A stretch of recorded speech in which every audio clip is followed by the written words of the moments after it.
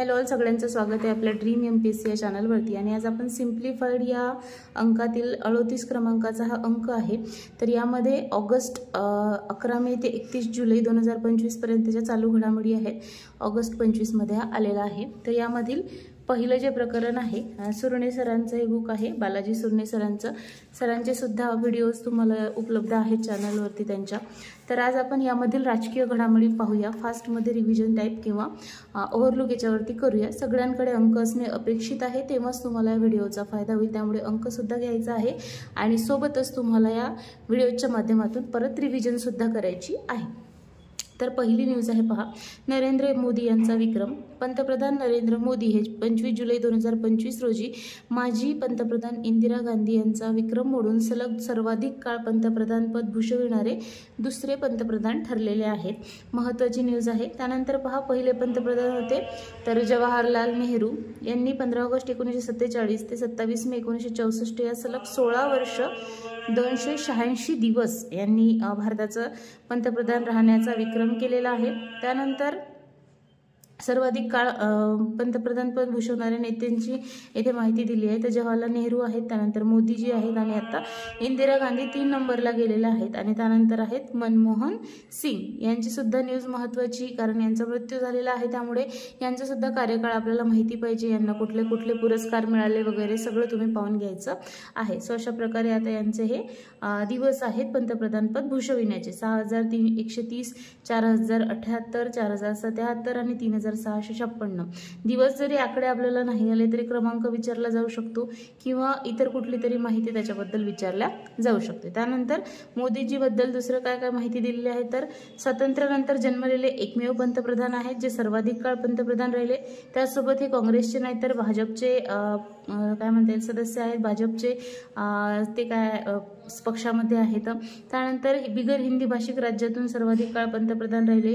2 term पूर्ण करणारे आणि 2 वेळा बहुमताने निवडून येणारे एकमेव बिगर काँग्रेसी। याआधी काँग्रेसचंच राज्य असल्यासारखं होतं आणि आता मोदीजी आहेत त्यानंतरचे, म्हणून त्याबद्दल जे काही विशेष गोष्टी आपल्याला दिसतात त्या आपल्याला करायच्या आहेत। जवाहरलाल नेहरू नंतर एका राजकीय पक्षाचे नेते म्हणून सलग 3 निवडणुका जिंकणारे दुसरे पंतप्रधान। मुख्यमंत्री आणि पंतप्रधान यांच्यामध्ये सलग 6 निवडणुका जिंकणारे ते एकमेव नेते आहेत। यांचं तिथं कार्यकाळाचे इयर दिलेले आहेत। त्यानंतर पहा, हे अतिशय गाजलेलं असं जनसुरक्षा विधेयक आहे, महाराष्ट्र विशेष जनसुरक्षा विधेयक 2024। गाजलेलं म्हणण्यापेक्षा विवादित असं आहे। काय माहिती आहे ते तुम्ही पहा। Maharashtra special public security bill 2024 कोणी मांडलाय तर फडणवीस यांनी मांडलेला आहे। विधानसभेमध्ये 10 जुलै 2025 रोजी ते मंजूर झालेलं आहे।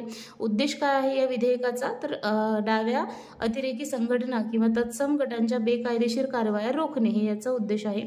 सार्वजनिक सुरक्षा कायदा करणारे महाराष्ट्र हे 5वे राज्य आहे। त्याआधी 4 राज्यांनी ऑलरेडी हे मंजूर केलेलं आहे। तर 4 राज्य कुठले कुठले, छत्तीसगड, तेलंगणा, आंध्र प्रदेश आणि ओडिसा। या कायद्यानुसार ज्या काही बेकायदेशीर संघटना आहेत तर त्यांच्या सदस्यांना 2 ते 7 वर्षाच्या तुरुंगवासाची शिक्षा आहे। हे जे गुन्हे आहेत ते दखलपात्र आणि अजामीनपात्र आहेत आणि अशा गटांचा निधी सुद्धा जप्त करण्याचा सरकारला अधिकार आहे। या कायद्यानुसार जर सरकारला वाटत असेल की एखादी व्यक्ती सुरक्षा व्यवस्थेसाठी किंवा राष्ट्रीय सुरक्षेसाठी धोकादायक आहे तर त्या व्यक्तीला कोणत्याही आरोपाशिवाय ताबडतोब ताब्यात घेतले जाते। संघटनेला बेकायदा ठरवण्याची उच्च न्यायालयाच्या न्यायाधीशांच्या समकक्ष अधिकाऱ्यांनी 3 सल्लागार मंडळ असणार आहे आणि या सल्लागार मंडळाच्या परवानगीनंतरच एखाद्या संघटनेला बेकायदेशीर असं जाहीर करता येणार आहे। गुन्हे दाखल करण्याची परवानगी DIG रँकचा अधिकारी यांना असेल।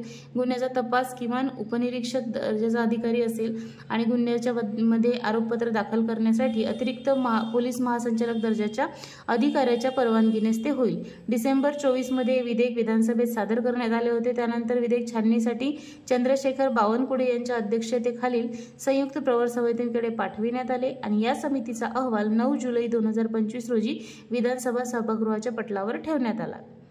उपराष्ट्रपती जगदीप धनखड यांचा राजीनामा। उपराष्ट्रपती जगदीप धनखड यांनी प्रकृतीच्या कारणास्तव 21 जुलै 2025 रोजी राजीनामा दिलाय।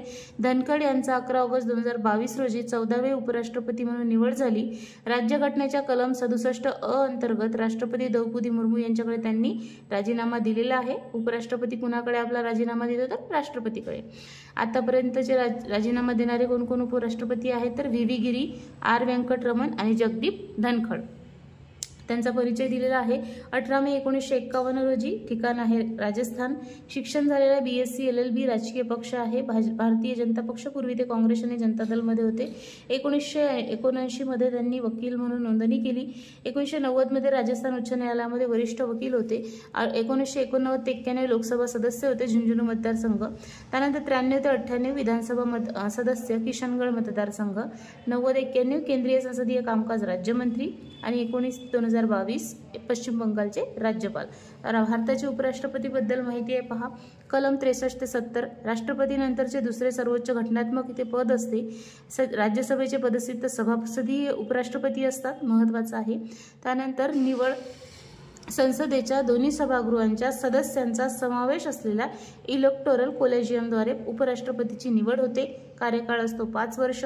पात्रता काय आहे? भारतीय नागरिक असावा, 35 वर्ष वय असावे आणि राज्यसभेचे सदस्य म्हणून निवडून येण्यास पात्र असावा आणि कुठलेही दुसरे लाभाचे पद त्याने धारण केलेले नसावे आणि शपथ ही राष्ट्रपतींच्या मार्फत आणि त्यांच्याच मार्फत राजीनामा सुद्धा दिला जातो। नेक्स्ट आहे 4 जणांची राज्यसभेवर निवड आहे। तर केंद्रीय गृह मंत्रालयाने 12 जुलै 2025 रोजी 4 जणांची राज्यसभेवर खासदार म्हणून निवड करण्यात आल्याची अधिसूचना प्रस्तुत केली। राज्यघटनेच्या कलम 81(1)(अ) आणि 3 अन्वये राष्ट्रपतीद्वारे त्यांचे नामनिर्देशन केले जाते। तर कुठले 4 व्यक्ती आहेत नावं लक्षात ठेवायचे? उज्ज्वल निकम, ज्येष्ठ विधिज्ञ महाराष्ट्र, हर्षवर्धन श्रृंगला, निवृत्त परराष्ट्र सचिव, सी सदानंद मास्टर, केरळमधील भाजपचे नेते आहेत आणि मीनाक्षी जैन, दिल्ली स्थित इतिहासकार आहेत। त्यानंतर लोकपालचे नवीन ब्रीदवाक्य आलेलं आहे। भारतीय लोकपालने नागरिक सशक्तीकरण, भ्रष्टाचार उजागरीकरण, एम्पॉवर सिटीजन, एक्सपोज करप्शन हे नवीन ब्रीदवाक्य स्वीकारलेले आहे। मा गिद्रा कास्यस्विद धनम, कोणाच्याही संपत्तीचा लोभ करू नका, हे जुनं त्यांचं ब्रीदवाक्य होतं, तर त्या जागी आता हे आलेलं आहे। त्यानंतर भारताचे लोकपाल ही लोकपाल आणि लोकायुक्त कायदा 2013 अंतर्गत सार्वजनिक अधिकाऱ्यांवरील भ्रष्टाचारांच्या आरोपाची चौकशी करण्यासाठी एक स्थापन केलेली वैधानिक संस्था आहे। स्थापना कधी झाली आहे? 16 जानेवारी 2014। कायद्याचा अंमल, 1 अध्यक्ष असतो, माजी सरन्यायाधीश किंवा सर्वोच्च न्यायालयाचे न्यायाधीश। 8 सदस्य असतात, ज्यामधले 4 न्यायिक आणि 4 गैरन्यायिक। पहिले अध्यक्ष पिनाकी चंद्र घोष, आपल्याला माहितीच असेल। सध्याचे अध्यक्ष न्यायमूर्ती अजय खानविलकर। निवड समितीमध्ये पंतप्रधान आहेत, लोकसभा अध्यक्ष आहेत, विरोधी पक्षनेते, सरन्यायाधीश असतात, भारताचे अनेक प्रख्यात कायदे पंडित असतात। अधिकार क्षेत्र पंतप्रधान, मंत्री, खासदार आणि सरकारी कर्मचारी। गट अ, ब, क, ड यामध्ये दरवर्षी 10 लाख रुपयांपेक्षा जास्त परकीय देणगी मिळविणारे मंडळे, महामंडळे आणि स्वयंसेवी संस्थांचे अधिकारी देखील समाविष्ट आहेत। त्यानंतर सिक्कीमला 50 वर्ष पूर्ण झालेले आहेत। तुम्हाला माहिती असेल राज्यसेवेमध्ये अशा प्रकारे जोडा लावा, राज्यांच्या निर्मिती ज्या ज्या घटना दुरुस्तीद्वारे झालेल्या असतात ते विचारलं जातं, तर हे महत्त्वाचं आहे। पहा सिक्कीमच्या बाबतीत सुद्धा सिक्कीमने 16 मे 2025 रोजी आपला 50वा स्थापना दिवस साजरा केलेला आहे। सिक्कीम हे 16 मे 1975 रोजी 36व्या घटना दुरुस्तीद्वारे भारताचे 22वे राज्य बनले।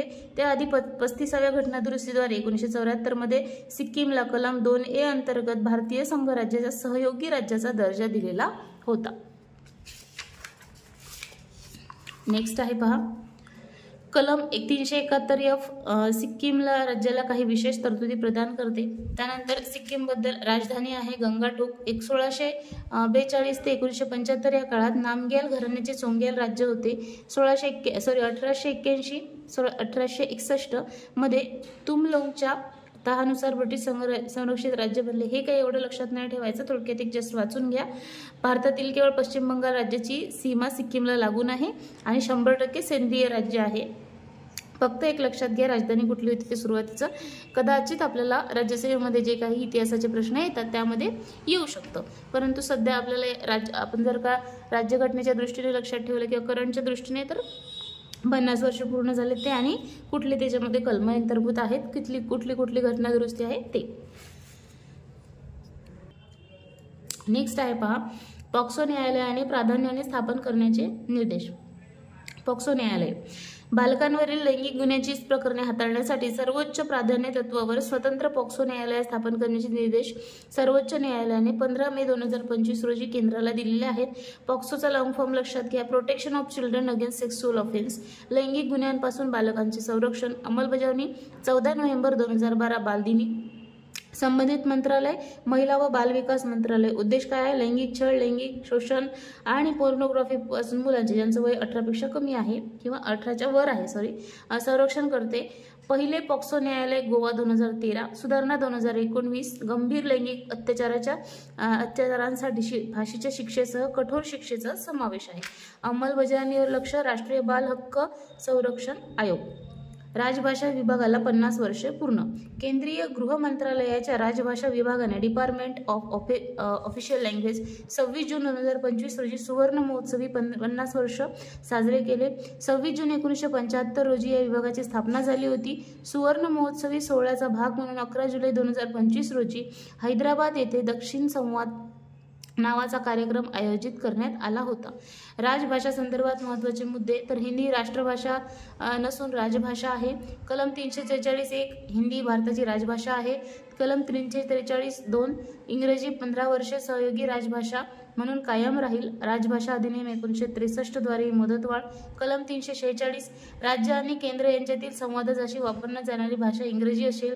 कलम 347 मोठ्या लोकसंख्येने मागणी केल्यास राष्ट्रपती एखाद्या राज्यात अधिकृत वापरासाठी भाषेला मान्यता देऊ शकतात. कलम 348 सर्वोच्च न्यायालय व उच्च न्यायालयाचे कामकाज, कायदे, विधेयके इत्यादीसाठी इंग्रजी भाषा वापरली जाईल.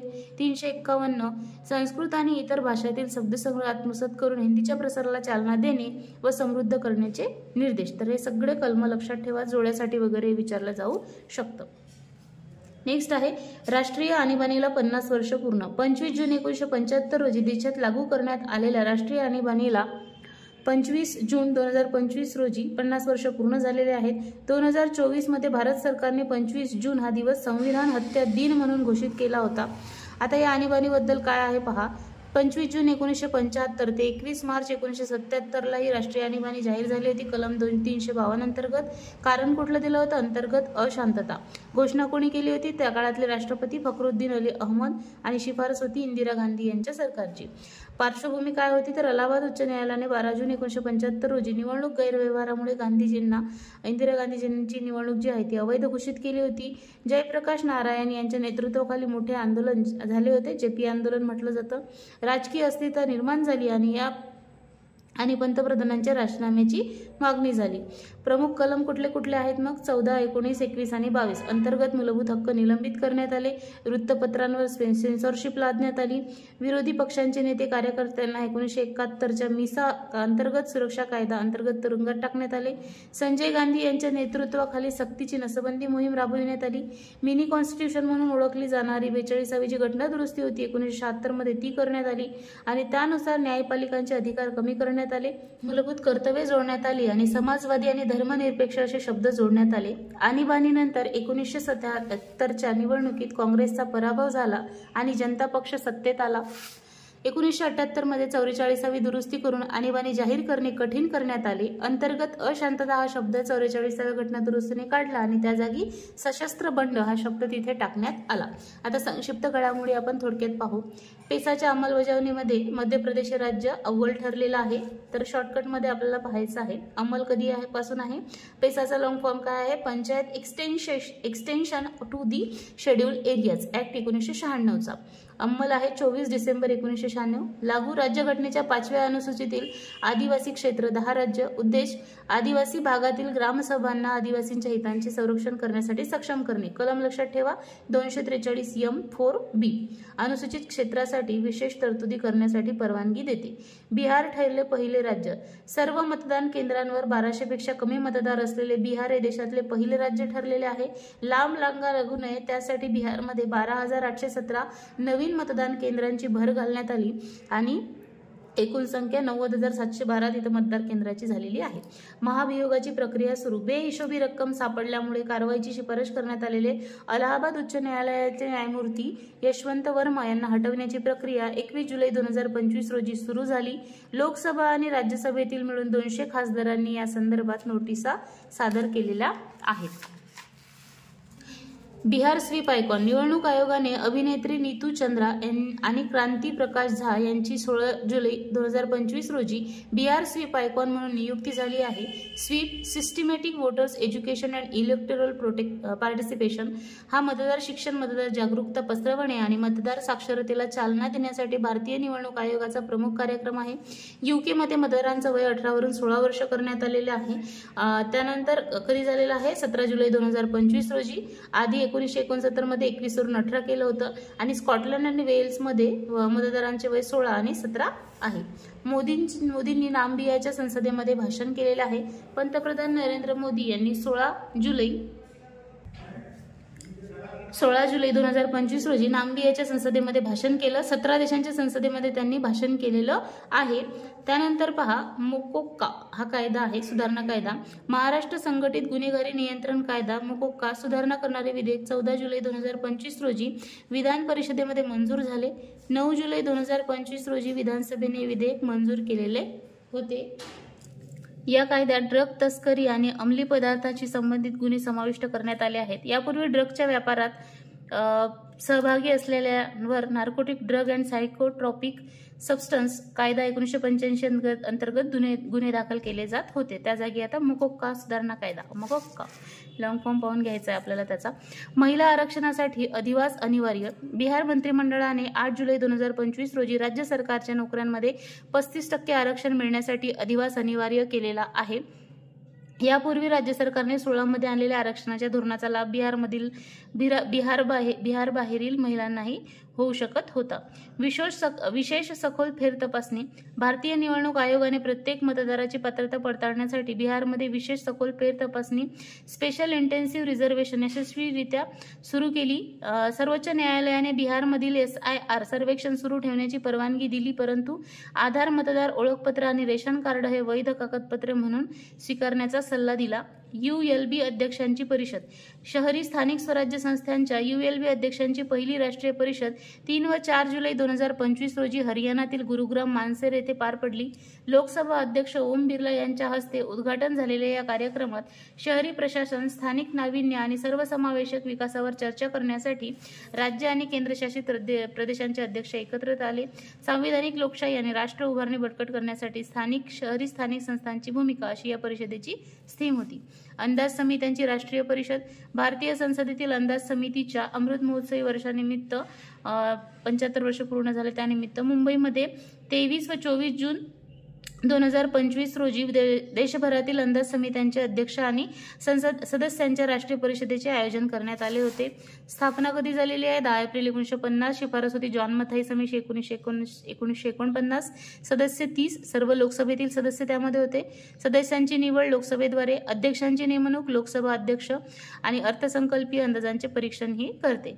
संसदीय समित्यांची पुनर्रचना. लोकसभा अध्यक्ष ओम बिर्ला यांनी 1 मे 2025 रोजी भाजपचे खासदार संजय जयस्वाल यांची 2025-26च्या अंदाज समितीच्या अध्यक्षपदी नियुक्ती केली. तसेच भाजपचे खासदार बैजयंत पांडा यांची 25-26 साठी सार्वजनिक उपक्रम समितीचे अध्यक्ष म्हणून नियुक्ती करण्यात आली. मोबाईल ॲपद्वारे ई-मतदान. बिहार राज्य निवडणूक आयोगाने अँड्रॉइड आधारित मोबाईलचा वापर करून ई-मतदान प्रणाली सुरू करण्याचा निर्णय घेतला आहे. मतदान प्रक्रियेत हा क्रांतिकारी बदल स्वीकारणारे हे बिहार देशातील पहिलेच राज्य आहे, लक्षात ठेवा. ई-मतदान प्रक्रियेत सीडॅक आणि बिहार राज्य निवडणूक आयोगाद्वारे विकसित 2 मोबाईल ॲप्स ई-वोटिंग SEC-BHR वापरले जातील. नेवाचे उद्घाटन. केंद्रीय माहिती आणि प्रसारण आणि संसदीय कामकाज राज्यमंत्री डॉक्टर एल मुरुगन यांनी 9 जून 2025 रोजी पुद्दुचेरी विधानसभेसाठी राष्ट्रीय ई-विधान ॲपचे नेवा उद्घाटन केले आहे. यासह पुद्दुचेरी हे नेवा प्लॅटफॉर्म स्वीकारणारे देशातील 29वे विधिमंडळ बनले आहे. कागदविरहित कायदेविषयक कामकाज सक्षम करणाऱ्या या उपक्रमाला संसदीय कामकाज मंत्रालयाच्या 100% केंद्रीय सहाय्याद्वारे निधी दिला जातो. 2022 मध्ये नागालँड विधानसभा नेवा लागू करणारी पहिली राज्य विधानसभा बनली होती. 21 जुलै 2025 रोजी नवी दिल्ली येथे सेवा केंद्राचे उद्घाटन करण्यात आले. डिजिटल प्रवेश हा मूलभूत हक्क. सर्वोच्च न्यायालयाने 30 एप्रिल 2025 रोजी एका निकालात ई गव्हर्नन्स आणि कल्याणकारी वितरण प्रणालीमध्ये समावेशक आणि अर्थपूर्ण डिजिटल प्रवेश डिजिटल ॲसेट हा राज्यघटना कलम 21 अंतर्गत जीवन आणि स्वातंत्र्याचा मूलभूत अधिकाराचा एक भाग आहे असे म्हटले. अमर जैन विरुद्ध केंद्र सरकार खटल्यात सर्वोच्च न्यायालयाने हा निकाल दिला. परदेशी वकिलांना परवानगी. बार काउन्सिल ऑफ इंडियाने BCI 2022च्या नियमांमध्ये सुधारणा केली असून परदेशी वकिलांनी कंपन्यांना आंतरराष्ट्रीय कायदा आणि लवादावर सल्ला देण्याची परवानगी दिलेली आहे. 3 वर्ष वकिलीचा सराव अनिवार्य. दिवाणी न्यायाधीश कनिष्ठ विभाग पदासाठी परीक्षा देऊ इच्छिणाऱ्या उमेदवारांनी या परीक्षेसाठी पात्र होण्यासाठी किमान 3 वर्षांचा सराव केलेला असावा अशी अट सर्वोच्च न्यायालयाने बंधनकारक केली आहे. न्यायमूर्ती भूषण गवई यांच्या अध्यक्षतेखालील खंडपीठाने 20 मे 2025 रोजी हा निर्णय दिला.